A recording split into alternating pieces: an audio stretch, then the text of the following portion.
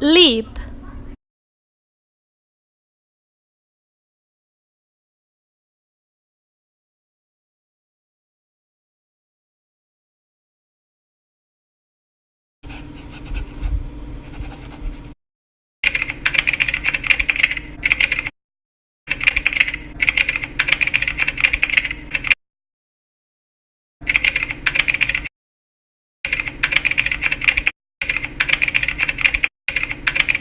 A company can validate its value hypothesis when customers find a product or service valuable, so they become loyal to the brand. An example is the creation of Facebook and how the astonishing rate of growth increased without spending one single dollar. Facebook validated its growth hypothesis. The two hypotheses from the beginning are the two most important leap of faith questions a new startup faces. Startups get confused when they listen to the stories of how Facebook started. Startups need to conduct experiments that help determine what techniques will work in unique circumstances. Their role of strategy is to help figure out the right question to ask. Every business plans originate with a set of assumptions. A strategy is created based with those assumptions and then show how to achieve the company's vision.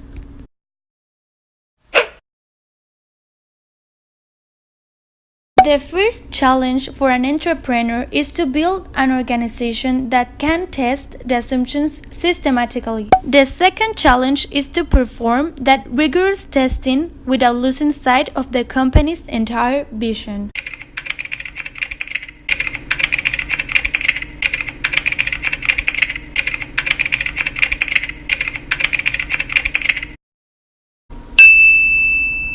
Acting as if these assumptions were true is a classic entrepreneur superpower. It is called leap of faith because the success of the entire company rests on this belief.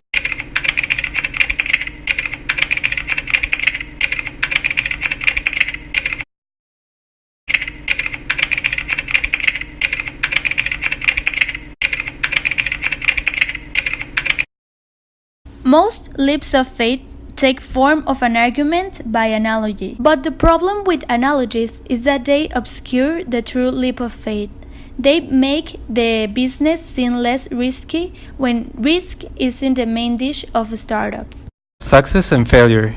How do we differentiate them? A successful entrepreneur has the tools and abilities to discover which parts of his plans are and aren't working. We have two types of concepts, the analog and the analog concept. Analog is when we learn to learn about how other companies that did the same failed in his way to success. On the other hand, we have the analogs that are plans that companies that actually exist nowadays use and work just like Apple.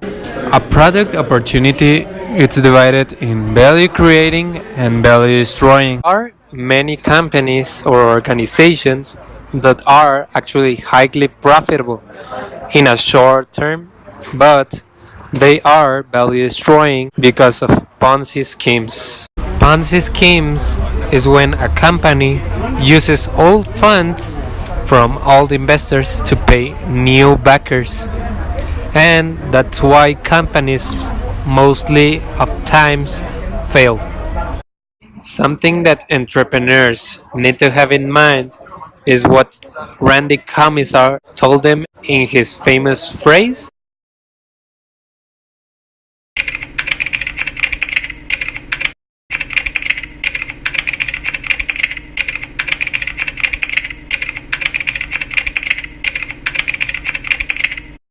We have what we call accounting, which divides in traditional accounting and innovation accounting, but traditional accounting isn't working at all in our days.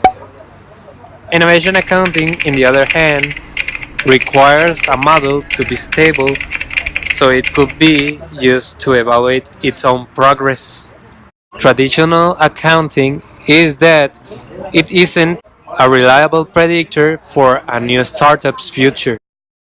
mission with new startups is that they are usually guided by the entrepreneur's intuition. Strategies to reach the customer.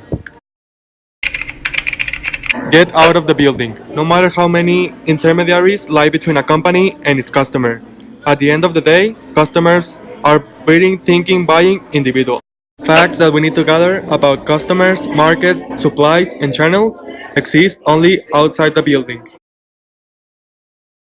Confirm that your leap of faith questions are based in reality, that the customer has a significant problem worth solving.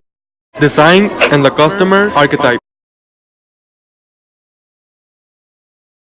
The goal of such early contact with customers is not to gain definitive answers.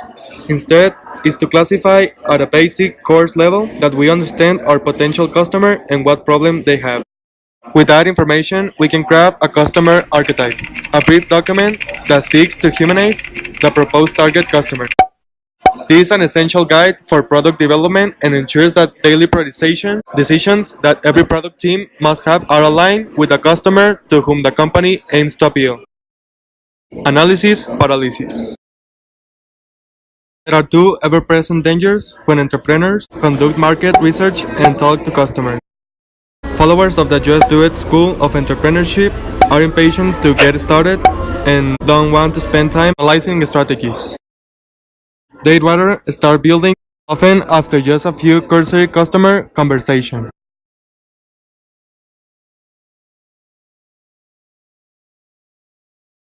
Unfortunately, because customers don't know what they want, it's easy for this entrepreneur to delude themselves that they are on the right path.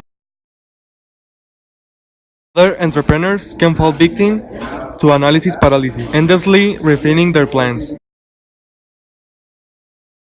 Talking to customers, reading research reports, and whiteboard strategies are equally unhelpful. The problem with most entrepreneurs' plans is generally not they don't follow sound strategies principles, but that the facts upon which they are based are wrong.